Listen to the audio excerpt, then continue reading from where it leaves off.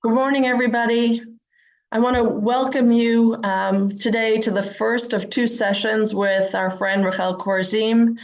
Unfortunately, Wes can't join us this morning. He is doing a funeral for a very, very long-time member, and he'll be back with us next week.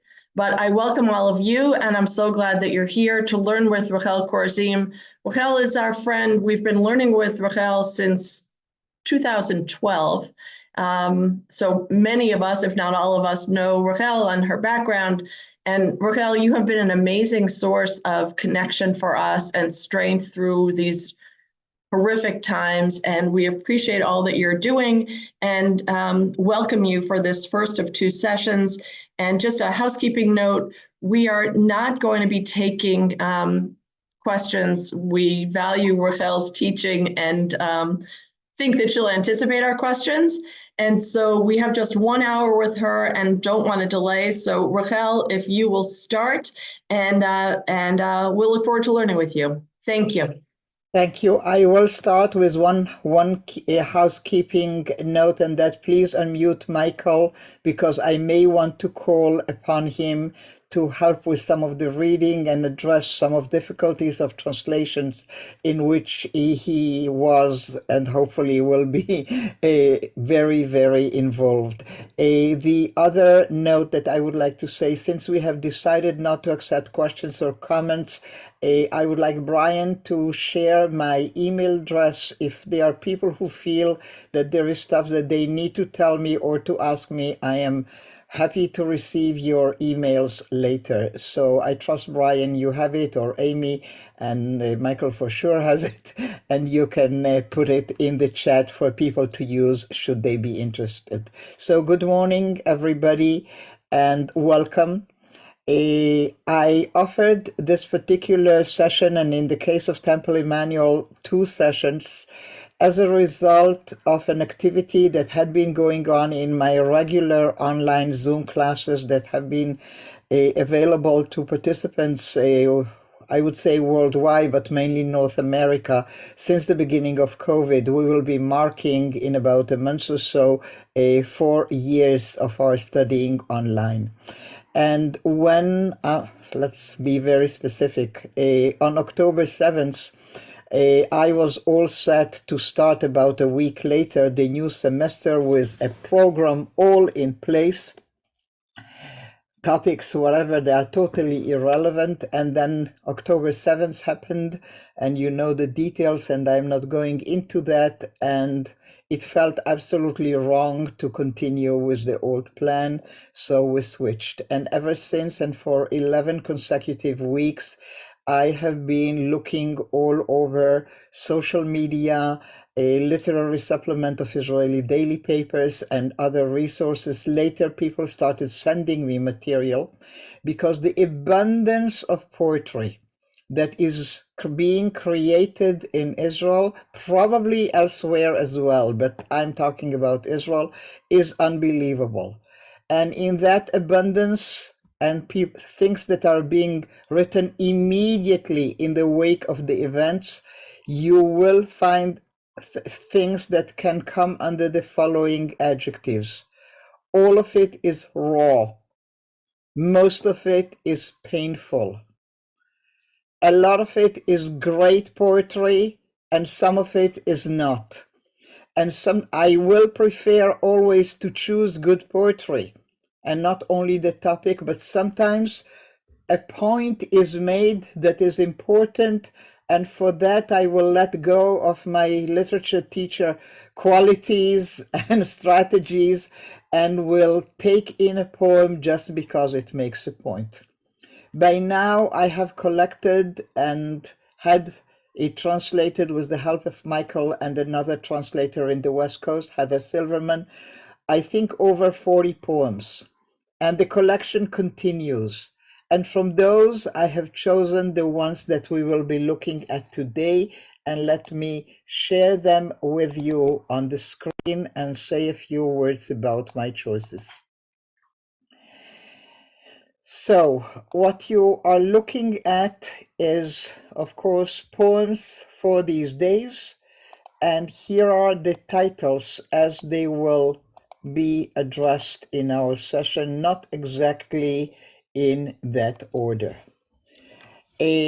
Next to the poems, we are bringing on the pictures of the poets for you to look at. And I'd like to start my comments from here, because in my teaching, online and not online, face-to-face, most of my work throughout the years is with poets who are long dead. I love to teach Bialik and Chernichovsky and Alterman and Leah Goldberg and Zelda and Guri, and I could continue endlessly. And sometimes I will choose contemporary, but in this case, everything that we are doing is contemporary. So all the poets are with us, and some of them have been invited to our sessions, and when I will teach, I can here and there share their insights and comments. Some of them have been in touch with our translators to correct or to fine-tune or to make a comment about a certain choice of words. It's a totally different experience of exposing ourselves to poetry and enjoying it, reading it, weeping with it all around. So these are the choices. My always preference is not to rush, to go slowly, to take our time with a given poem and then go to the next. In spite of the order on the screen, I want to start with this poem. This poem is written by Michael Zatz, translated by Michael Heather and myself. And I think this is the one that did the trigger for me. On October, I don't know, 8th, 9th, whatever, when I was still, like most of us, in total shock. Actually, I was not home. I was in Budapest and glued to the screens. And then I saw this poem by Michael. So Michael Zatz, let me go a little bit back so you can see his picture on the screen at the bottom right corner. Michael Zatz is to me, a young person. He's more or less the age of my kids, I think, maybe even younger. And he's an executive, an organization that deals, Alut, that deals with people on the autistic spectrum. And I have noticed Michael Zatz quite a few years ago when I was looking for poems of immigrants and children of immigrants from the former Soviet Union.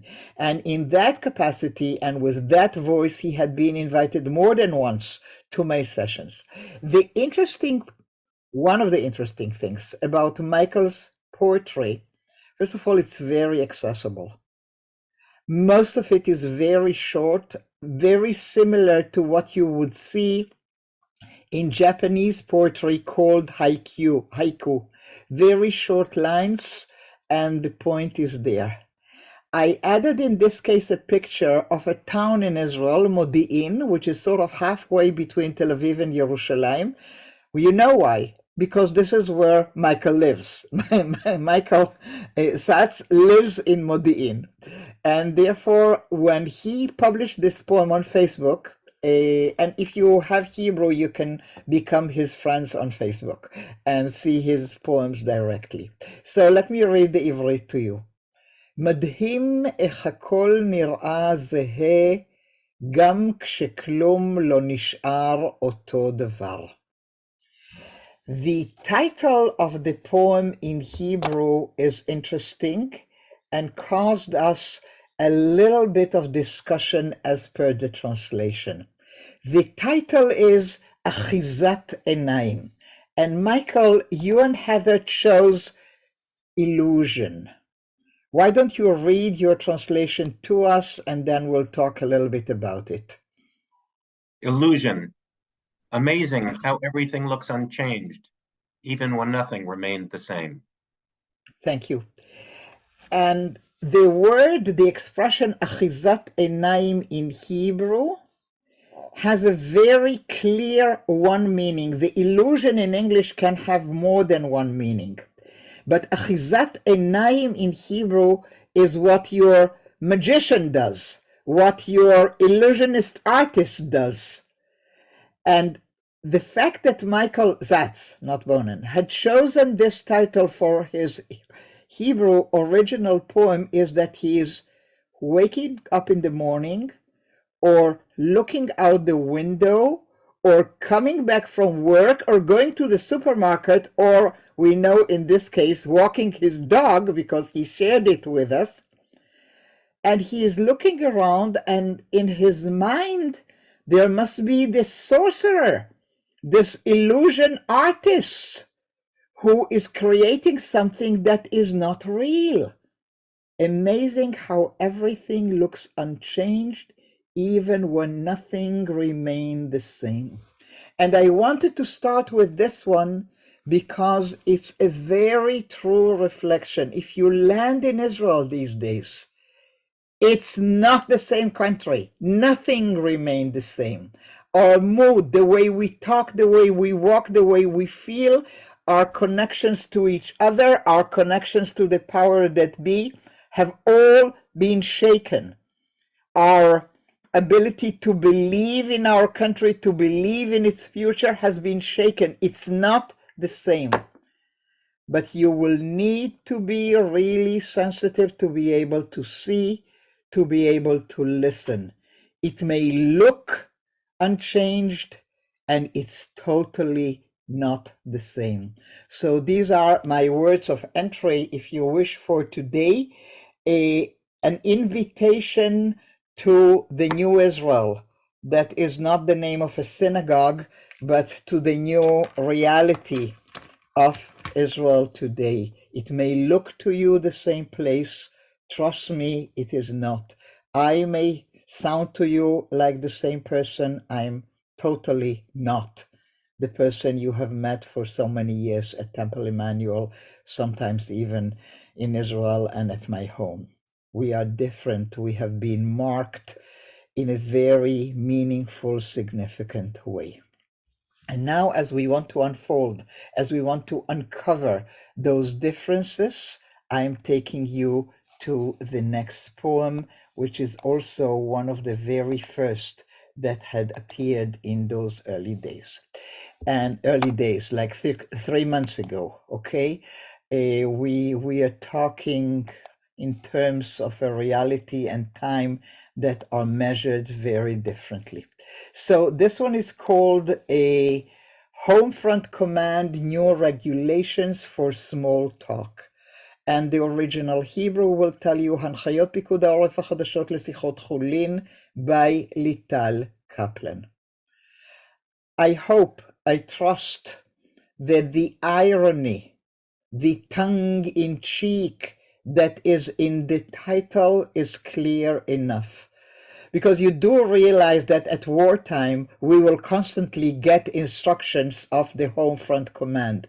This is their duty. They tell us what to do about gathering or not gathering. They tell us what to do when the sirens sound. They tell us what to do if there is shortage of electricity or something had been hit or whatever. Obviously, the Homefront Command does not deal with the language we speak. But our poet here, Lile Kaplan, had taken this metaphor, bringing us into one of the major, very difficult to discern differences in the Israel that is not the same, and that is our language. Things that have been totally natural to you as well as to us. How are you? What's up? What's new? You cannot use them anymore. Expressions like, I remember from the very first day on the Facebook, some of you are my Facebook friends, and you could see one of my very early posts, probably before October 10th, after people have been asking, Rachel, are you okay? And I said, I am safe, I am not okay, nothing is okay, or no one is okay. So Lile Kaplan is taking this a step further, but she's also addressing another issue.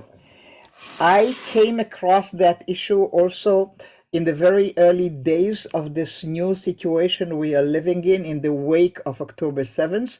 And for this, I remember the clear date, because it was the first Shabbat following October 7th, so a week after. And I was listening online, still from Budapest, to Rabbi Angela Buchdahl from Central Synagogue of Manhattan, a Reformed rabbi, a woman. And she started her words with saying, םילימ. She said it in Hebrew. No words. םילימ. And she is the one who brought to my attention this very deep change in us. Our language is changing. So I will read the Ivrit now. I will read the English to you myself. We'll come back to Michael with his own translations in a minute. הנחיות פיקוד העורף החדשות לשיחות חולין. מה נשמע? בוטל. ובמקומו נשאל מה נשמט, מה נשבר, מה נשאר. מה קורה נאסר, ובמקומו נתהה מה קורס, מה נקבר. ובמקום מה שלומך החצוף נגדיר פנים מול חברנו ונשאל מה מלחמתך. ובמקום התשובה השגורה בשגרה עליה הוטל וטו חמור שבחמורים, אצלי הכל בסדר, יש להשיב בסדק, והמקפידים בדברי אמת יענו הכל בשבר, הכל בשבר. We will have to work here very, very closely between the original and the translation, but let's take the translation first. Homefront Command, New Regulations for Small Talk by Lile Kaplan. What's up? Cancelled. Instead use what's shaken up, what's beaten up, what's blown up. What's going on? Banned. Alternatives? What's breaking down, what's forever gone. Instead of the rude, how are you? We must frown in the face of our friend and ask, how were you? And instead of the standard response forbidden by strict veto power, I'm fine, in fact, it is required to say, everything's cracked. And the truthful ones will answer, everything is shattered, everything is shattered. Let's go back to the poem, Hebrew-English parallel, to show you a few of the subtleties. What you need to pay attention to, even if you do not have Hebrew, is to sound and meaning combined. So let's take it slowly. Homefront Command Regulations, and we come to the first verse. And in the first verse, we will see the following. What's up was cancelled. How do you say what's up in Hebrew? What you say is manishma. Now the Hebrew literal meaning is, what do you hear? Lishmoa is to hear, so it's all about sound. And this is the beauty of what Lile Kaplan is doing. Instead of rhyming the ends of words as we normally do in poetry, she is rhyming the beginnings. If the regular, now cancelled, what's up, which in Hebrew is manishma, she left almost all of it, but she gives you the alternative, manishmat, what dropped, manishbar, what was broken, manishar, what's left. The translation is not exactly literal because the translator also wanted to keep an element of sound that you can hear. So just look at that. You cannot say manishma, or those of you who know slang in Hebrew know how oftentimes we even used to drop in our general talk, like instead of saying manishma, we'll say manish for short. And she will go like nish, yeah, manishmat, dropped, nishbar, broken, nishal. And then you go to makore, what's going on, what is happening? And again, she is using the same tool. Instead of makore, maintain the sound. Makores, falling down, breaking down. Manikbar, buried, forever gone. And now we come to an extremely interesting one with which I will want to spend some time. במקום מה שלומך החצוף. Instead of the rude, how are you? Stop, take a deep breath. Because the Hebrew for how are you is an intense, complicated expression.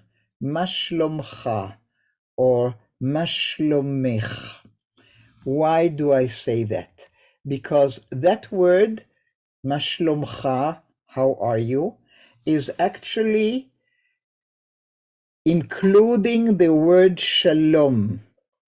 So the first meaning is, how is your peace? Are you at peace? This is what we use in our everyday language without thinking about all the meanings. But the same root in Hebrew entails the meaning of shalem, of wholeness. So when we ask each other in Hebrew, how are you?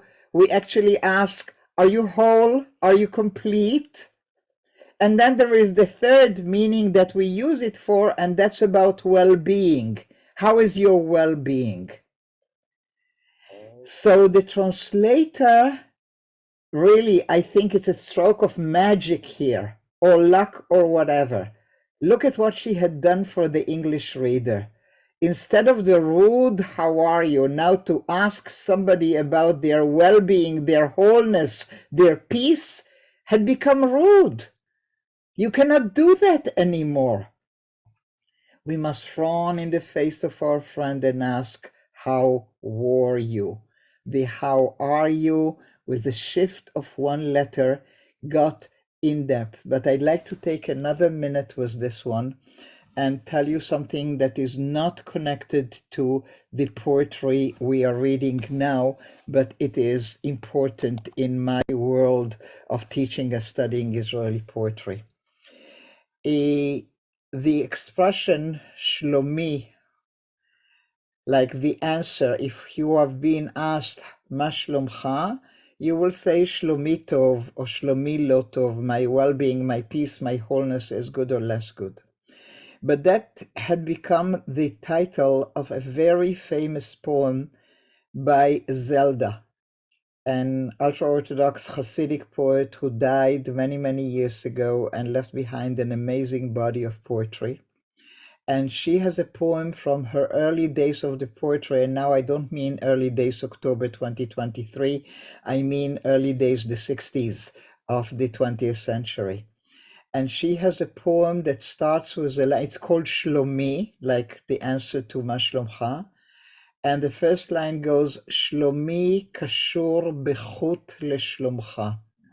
My well-being is connected by a thread to yours. It is a love poem, and it's written to the man she loved and only was fortunate enough to live with him some 20 years. He died relatively young. The poem is a beautiful one. We are not studying it today, but the first line suggests, for my well-being, I need to make sure of the well-being of the significant other in my life or others. You will see that line quoted in Israel like in graffiti over buildings, where people quote the Zelda line, Shlomi kashur bechut leshlomam.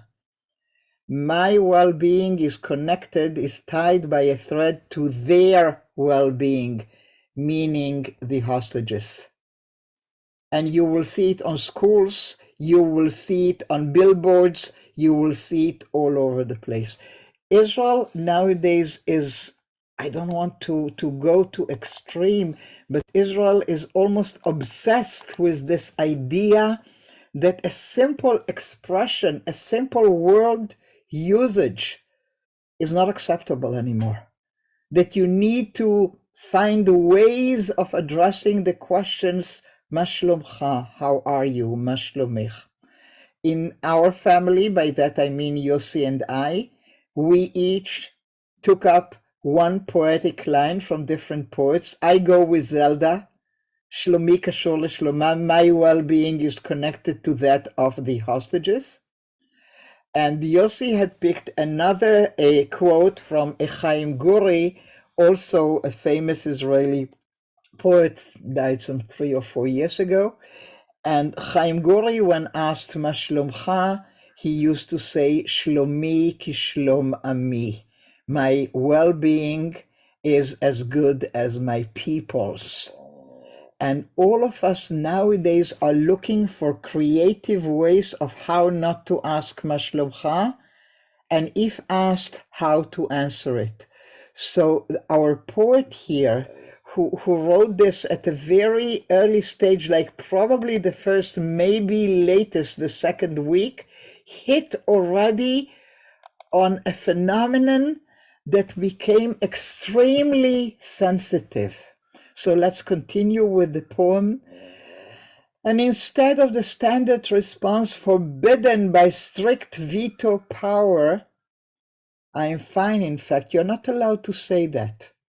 So what can you say? Instead of saying Hakol Beseder, and I wonder, among the 100 people participating today, there must be, I'm gonna bet, at least good 10 Hebrew speaker, if not more, and even people who have less than perfect Hebrew, when in Israel or when talking to Hebrew speakers, will use the expression Hakol Beseder, everything is fine, right?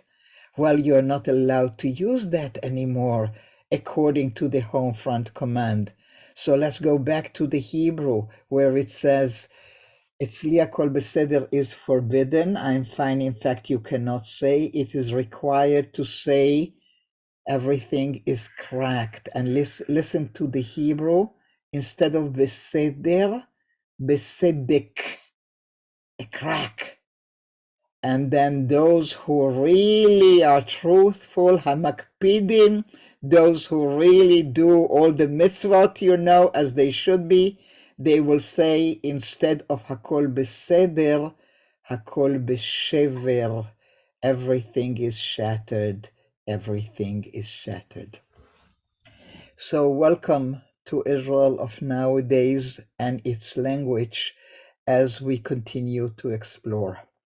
As we go to the next poem, let me tell you again, this is a product of the very early days when just the beginning of the images and the stories of the disasters were starting to come out.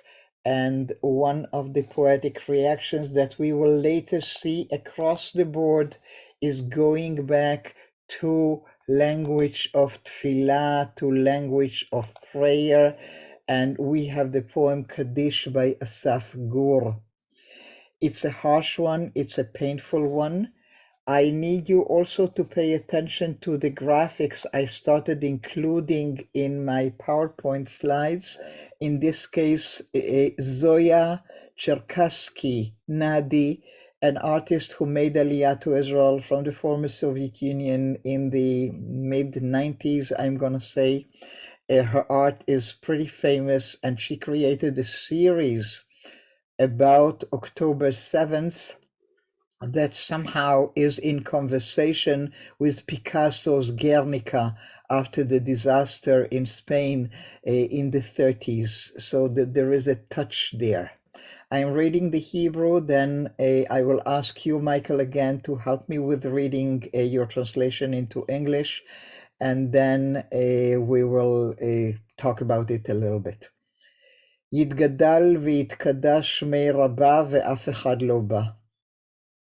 כמה אלפים קראו לו בשבת בבוקר וזעקו את שמו, התחננו בדמעות שרק יבוא, אבל הוא שבת מכל מלאכתו, שום אלוהים לא הגיע, ושום אלוהים לא הרגיע, ורק השטן חגג בלי הפרעה, מפזז בין הקיבוצים למסיבת טבח, וכתבנו מוסיף ומדווח, בין לבין גם מתייפח, שיש תינוק שרוף ויש תינוק חטוף ויש תינוק יתום ויש תינוק בן יום, מוטל מחובר בחבל הטבור לגופת אמו, ולא הספיק אפילו לגלות מה שמו, מה יירשם על המצבה הקטנטנה עם תאריך אחד ללידה ופטירה. Just a moment. כך נראה הקיבוץ אחרי ביקור השטן. מחזיר את השידור לאולפן. עכשיו שקט יורים, יש גם שיגורים, ואין ממשלה ואין רחמים, ורק הצרחות והתמונות לא יצאו לעולם מהראש. 7 באוקטובר 2023. I am taking it back to the beginning for you, Michael, to lead us with the English, please. Kaddish, Yitgadal v'yitgadash Shemei Rabbah, and no one came. Many thousands called him on Shabbat morning, crying his name out loud, begging him with tears just to come. But he ceased from all his work. No God came, and no God calmed. Only Satan celebrated uninterrupted, dancing between kibbutzim and the slaughter festival. And our correspondent goes on to report, all the while sobbing, saying, there is a burnt baby, and there is an abducted baby, there's an orphan baby, and there's a day-old baby still linked to his mother's body by the umbilical cord.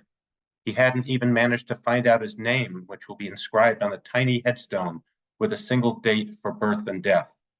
Just a second. Here we go. This is what the kibbutz looks like after Satan's visit. Turning the broadcast back to the studio, quiet, now they are shooting. They're also launching rockets. And there is no government, and there is no mercy, just the screaming and the pictures that will never leave the mind, the 7th of October, 2023. Thank you, Michael, so much for your reading. And let me say a word about the work of Michael and Heather, because it's crucial and important. Michael Bonen of your community and Heather Silverman from the West Coast have been helpful in translating poetry for my sessions for almost 4 years now. And normally I try to be considerate and collect the poems in time and give them a week, 10 days, 2 weeks. Sometimes I say, don't rush, I already have this and that and the other. But do you understand that this is not the case? I have no idea what I will find online and what will be the poems taught next week. I'm looking for them, I'm sifting through them, and I send them immediately, and then I need the translation as fast as possible. Beyond that, there is another concern. I am immersed in this reality, but I have no idea how people that I love and appreciate and are my friends are going to handle a text like this. And I am dropping them on their heads every week like this. Would you like to say a word about that, Michael, about the experience of moving into the translation of this poetry? Well, I'd just say that it's, for me, it's very helpful. It kind of creates a very direct connection to what's going on in Israel in a way that I wouldn't otherwise have the opportunity to experience. And I think all of us get that just by reading the poems, but really struggling sometimes with the translations is I feel privileged to be able to do that. Thank you so much. So let's go into the poem. And one of the things I'd like you to pay attention to, you remember when I showed you the poem by Michael Zatz, I told you that he was working for this organization. I can tell you about Lital, she's a social worker, but Assaf, who participated in the session when we read this poem, actually put himself in the poem. And I will not tell you what his occupation is and what his day job is when he doesn't write poetry, because it's in the poem. So Yitgadal v'yitkadash Shmei Rabbah, and no one came. That's beautiful, and it's an amazing translation. But Michael knows pretty well what was lost in translation. So let me invite you back to the Hebrew for the sound. יתגדל ויתקדש שמי רבה ואף אחד לא בא. The no one came rhymes in Hebrew with the Rabbah, with the name we address the divine. and he didn't come. No one came. The one you called to, no one came. Many thousands called him on Shabbat morning, crying his name out loud, begging him with tears just to come. But he sees from all his work. Can you hear the cynicism? Can you hear the bitter anger? Aha, so this is why we were abandoned? Is this why you didn't come? Because you don't work on Shabbat? You don't listen to prayers on Shabbat? And maybe plus because it was Simchat Torah? So that's the reason. Can you hear it's really beyond bitterness. It's anger. How could you? And now I want to pull up some frames. So no one, no God, no God. And when you are in a reality, in a universe in which there is no one, there is no God, then there is the option for the other reality. Only Satan celebrated uninterrupted. When you leave the world without God, then Satan will come in, dancing between kibbutzim and the slaughter festival. I'm taking you just for a minute back to the Hebrew, where there is again a hidden, almost pun. Mefazez ben kibbutzim lemesibat tevach. The festival is related to in Hebrew as Mesibat Teva, a nature festival. But the word for Teva, nature, is replaced here by the word Tevach, one letter, slaughter. So what was intended as a nature beautiful festival turns into a slaughter festival. And our correspondent goes on to report all the while sobbing. That's Assaf. Assaf the poet is a journalist. He was actually reporting on the events and sobbing to the radio while doing so, saying there is a burnt baby, and there is an abducted baby, and there is an orphaned baby, and there is a day-old baby. And look just at the yesh, yesh, yesh. There is, while further up in the poem we had there isn't, no God, no one. In the world where there is no God, there'll be burned babies and abducted babies and orphaned babies and day-old babies, still linked to his mother's body by the umbilical cord. And then the big worry, he, the baby, hadn't even managed to find out his name. And the question that this journalist is pondering, like, is it really important? What will be inscribed on the tiny headstone with a single date for birth and death? This is the reality. Now, again, I'd like to draw your attention to the graphics. You don't need to be a Hebrew scholar to be able to read the word Shiva. Big letters, letters that emulate that letters that we use in prayer books, in Torah sometimes, and then in small October. Now it's the 7th of October, but you know exactly when you hear the word 7 for a date in Hebrew, what it sounds like. It's Shiv'a be'October. It's a Shiva.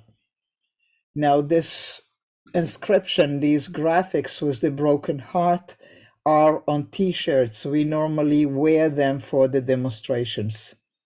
We actually wear t-shirts that have the word Shiva up front and in the back. Israelis, another thing that has changed is our relationship to the dates. Many of us refuse to accept that a new year started.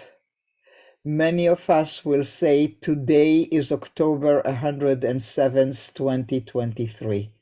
We are caught in a time capsule. So I wanted you to see this graphics as well. This is what the kibbutz looks like after Satan's visit. And he's again, maybe taking a deep breath and assuming his professional role, turning the broadcast back to the studio. Quiet now. They're shooting.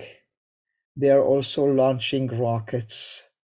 And there is no government, and there is no mercy, just the screaming of the pictures that will never leave the mind. Assaf Gur knew already in the first week that we will be caught in this inability to release ourselves of those images. The 7th of October 2023, and just like in the beginning of the poem "Yitgadal v'yitkadesh mirabav af echad lo ba," here as well you need to hear the Hebrew original where there is a rhyme. So רק הצרחות והתמונות, this screaming and the pictures, לא יצאו לעולם מהראש, head, השביעי באוקטובר 2023. The three in Hebrew rhymes with head, and the poem started with a very strong rhyme and it concludes with an also strong rhyme. Take a deep breath. I'm taking you elsewhere and into a totally different, how shall I call it, educational or teaching experience. The next poem, called Be'eri, I'm going to present to you in the following way. I'm going to read the Hebrew. I'm going to ask Michael to read the translation, and then I will not say a word, but continue to tell you three facts, and then we'll come back to the poem, and you will be able to understand it without me commenting, because you will be in possession of those three facts or things that I want to share with you. So let's read first. Be'eri by Adi Blechman Sofer. עוד מעט יגיע החורף, עננים בוכים ישקו את האדמה, ויצמיחו מרבדים אדומים. תחילה תפרח הכלנית, ואף אחד לא יבוא לצפות ביופייה. אחריה תפרח הנורית ולא יתקיים פסטיבל, ולבסוף יפרח הפרג ושקט אין איש, הפרחים המוגנים נקטפו כבר בסתיו. Let's hear the English, please, Michael. Be'eri, soon winter will be here. Weeping clouds will water the earth, making red carpets grow. The anemone will flower first, yet no one will come to admire its beauty. The buttercup will bloom next, and there will be no festival. The poppy will flower last in silence, seen by none. The protected flowers had already been picked in the fall. Thank you. I'd like to suggest to you that in order to better understand this poem, we need to be aware of the following. Fact number one is the famous World War I poem written by John McCrae, the Canadian, called Flanders Fields. So let's remember it. In Flanders Fields, the poppies blow between the crosses row on row that mark our place, and in the sky the lark still bravely singing flies, scarce heard amid the guns below. We are the dead. Short days ago we lived, fell dawn, so sunset glow, loved and we're loved, and now we lie in Flanders Fields. Take up your quarrel with the foe. To you from failing hands we throw the torch. Be yours to hold it high. If ye break faith with us who die, we shall not sleep though poppies grow. So I think this by now classical metaphor of the red poppy fields growing in what used to be battlefields, somehow keeping the memory of the fallen, the color of blood shed in the war, had become a classical metaphor of, I would say, at least the Western world of which we are all part. We know it, sometimes we remember the full poem, but if somebody should say Flanders Fields, we know what it's about. So hold this universal image of fields and fields of red flowers. The other notion that I need to share with you is the fact that we in Israel have protected wildflowers. This is something that was started, I believe, in the late 50s or the very early 60s. Because I, born in 1946, belong to a generation of Israelis for whom one of Shabbat's greatest things to do as children was to go out into the nearby fields and pick the wildflowers. And we picked the anemones and the cyclamen and the buttercups and all of them. So much so that we have destroyed a lot of our wildflowers, and therefore the Society for the Protection of Nature had come out as early as that in the history of Israel with the notion that there are certain wildflowers that are protected. And Israeli kids in school and in the military and in the papers, in our literature, we all know about protected flowers. And I would like to suggest that of the many, many things that Israeli society tried to educate Israelis to live by, this is the only successful one. We still push people in line. We still drop cigarette butts on the beach. People spit in public places, and it was very hard to stop them from smoking in public places. But the flowers, my goodness, we protect. I can tell you that when in the 90s, I was involved in the Jewish Agency Department of Education in bringing about the Ulpanim, the Hebrew courses for people who came to Israel from the former Soviet Union, both there before they came and afterwards in Israel when they arrived, we included sessions about the protected flowers, because we were afraid that these new immigrants coming, and in the former Soviet Union and in Russia, it is okay to go out in the fields and pick flowers. And we were afraid that kids will yell at them, that people will be angry at them, should they, chas v'chalila, God forbid, touch protected flowers, because we are really very serious about not picking our protected flowers. It's a notion. We have poetry about it. Lots of stuff. So this is the second notion, that we in Israel admire and really try to keep safe our wildflowers. And the third one is the notion of Darom Adom. In that area that we now call Ha'otef, the envelope around the Gaza Strip, in the southern part of Israel, is actually the western Negev. There is every year at this time, right as we are talking now, before Tu B'Shvat and around Tu B'Shvat, look at these fields of anemones. This is a real picture from a year ago. And we have festivals called Darom Adom, a red Thaus, Chag HaKalaniyot B'Tzfon HaNegev, the festival of anemones in the northern western Negev. And the major part of that are near Kibbutz Be'eri. So now bring these three notions together. Ask yourself if Israelis will ever use the expression Darom Adom, red south, meaning flowers.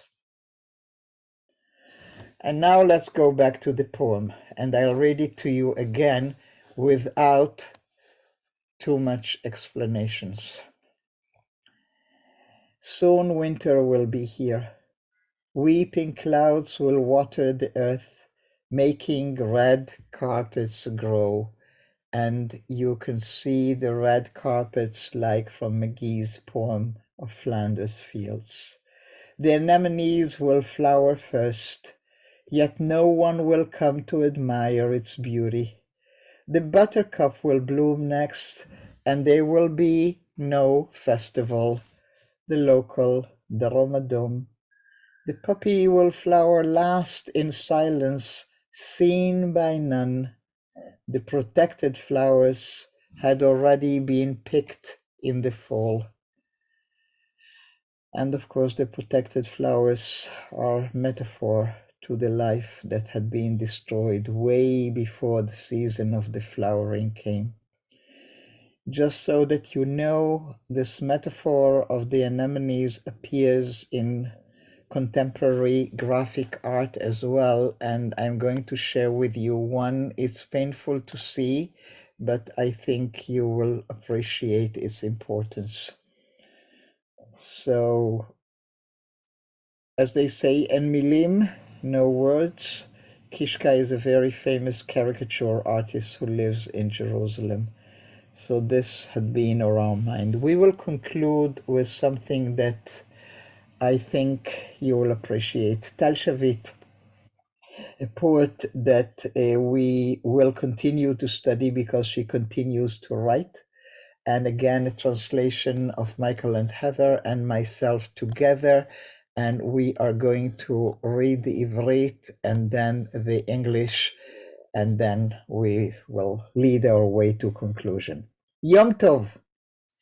אני רוצה לנהל את כל החמ"לים, לשנע את כל הציודים. אני רוצה לטפל בכל הילדים של האימהות היחידניות ושאינן. אני רוצה להפוך עצמי לווסטים עבור כל הנלחמים, ולכיפות מגינות מעל ראשיהן של כל הילדות, כולן. לתמוך בכל המשפחות, המפונות, והנשברות והמרוסקות, להשיב את כל האבדות, להחזיר את כל החטיפות. אני רוצה לאסוף את כל התרומות ולהביאן ליעדן, להעביר את כל ההודעות, להכין את כל הכריכים, לרכז את כל המאמצים. Michael, why don't you read this part and then we'll go to the second slide. So on a good day. Good day.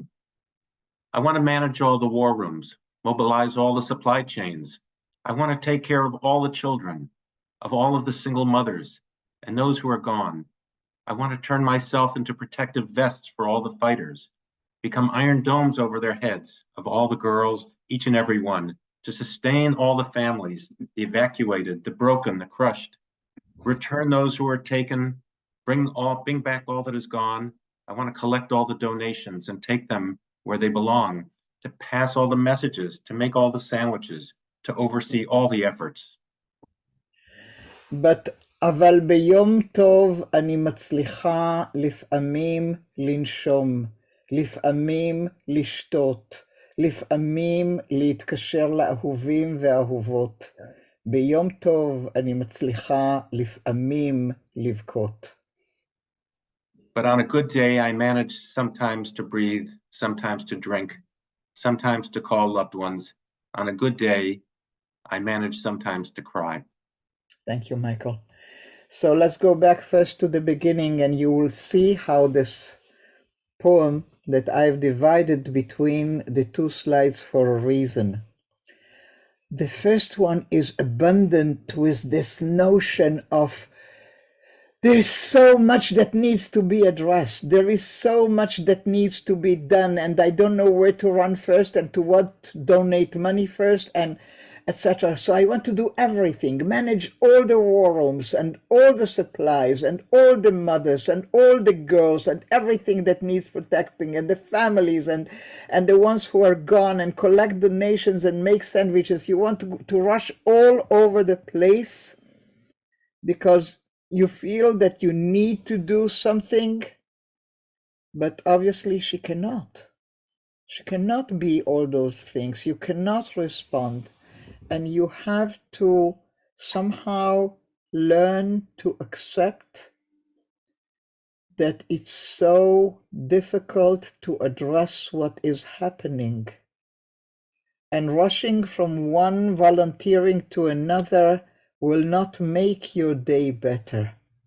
Maybe the only thing that will make your day slightly better, but on a good day I manage sometimes. Look at how the everything and all the rooms and all the donations and all the sandwiches, the all thing had changed into I manage sometimes to breathe, sometimes to drink, sometimes to call loved ones. On a good day, I manage sometimes to cry. It is even hard these days to cry. The abundance of feelings and notions around us and things happening, and the pain and the stories of the families and the stories of the fallen and the everyday funerals are so much, and we rarely allow ourselves to take care of ourselves. What I do is to create these sessions. This is my way of taking care of myself, and we will continue with yet another one, Bezrat Hashem, God willing, next week. I think I would like to conclude here, and it's up to you, Amy, if you want to conclude this or to allow a comment or a question, whatever works for you.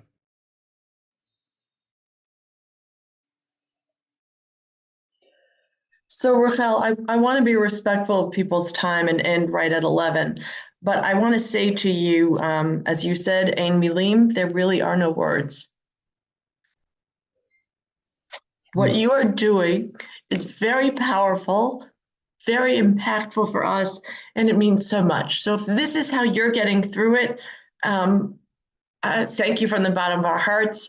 Michael Bonin, thank you for your translations because it makes all the difference. And Rachel, I know that in the past you have been very willing to share your PowerPoint with us. And I know that there's an updated version of the poems that are coming, the translations that are coming, and all of this will be posted on our website, on the event page, on the for the Rachel Korazim event page as part of the Hartman Learning Initiative. And to everybody who attended, I thank you for being here with us. I'm sure you join me in thanking Rachel and Michael. And Rachel, we'll see you next Sunday morning at 10 o'clock for another hour like this. Thank you, and stay safe. Thank you so much, and have a wonderful week, or as good as it can be these days. Toda rabah.